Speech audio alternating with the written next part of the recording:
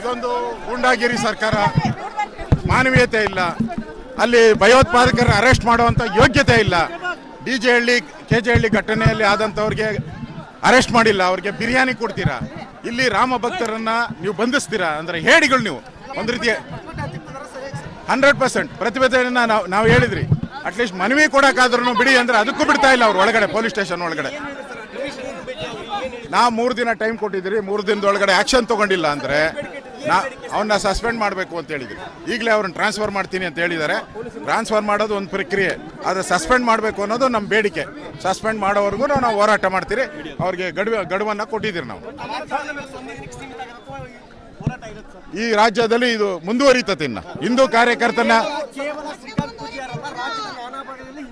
ಯಾರ್ಯಾರು ಇಡೀ ರಾಜ್ಯದಲ್ಲಿ ಇನ್ಮೇಲೆ ಯಾವ್ಯಾವ ಹಿಂದೂ ಕಾರ್ಯಕರ್ತರ ಮೇಲೆ ಈ ಥರ ಹಲ್ಲೆ ಮಾಡ್ತಾರೆ, ಜೈಲಿಗೆ ಹಾಕ್ತಾರೆ, ಅಲ್ಲೆಲ್ಲ ಹೋಗಿ ನಾವು ಪ್ರತಿಭಟನೆ ಮಾಡ್ತೀರಿ, ನ್ಯಾಯ ಕೊಡ್ತೀರಿ. ಯಾರು ಹಿಂದೂ ಕಾರ್ಯಕರ್ತರು ಭಯ ಬೀಳೋವಂಥ ಅವಶ್ಯಕತೆ ಇಲ್ಲ.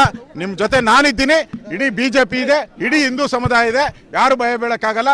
ಈ ಗೊಡ್ಡು ಬೆದರಿಕೆಯ ಸಿದ್ದರಾಮಯ್ಯನವ್ರ ಗೊಡ್ಡು ಬೆದರಿಕೆಗೆ ಯಾರು ಬೆದರಲ್ಲ. ಇಂಥ 100 ಸಿದ್ದರಾಮಯ್ಯ ಬಂದ್ರೂ ಎದುರಿಸುವಂಥ ಶಕ್ತಿ ಹಿಂದೂಗಳಿಗಿದೆ. ಆ ಕೆಲಸವನ್ನು ನಾವು ಮಾಡೇ ಮಾಡ್ತೀರಿ.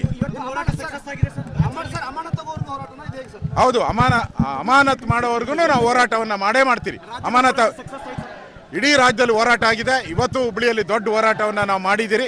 ಸುಮಾರು 4 ಗಂಟೆಗಳ ಕಾಲ ಹೋರಾಟ ಮಾಡಿದ್ದೀರಿ. ನಾವು ಗಡುವನ್ನು ಕೊಟ್ಟಿದ್ದೀರಿ. ಆ ಗಡುವು ಒಳಗಡೆ ಅವ್ರು ಮಾಡಿಲ್ಲ ಅಂದರೆ ಮತ್ತೆ ನಾವು ಇಲ್ಲಿ ಹೋರಾಟವನ್ನು ನಾವು ಹುಬ್ಳಿಯಿಂದನೇ ನಾವು ಶುರು ಮಾಡ್ತೀರಿ. ನಾವು ಹುಬ್ಳಿಯಿಂದನೇ ಶುರು ಮಾಡ್ತೀವಿ.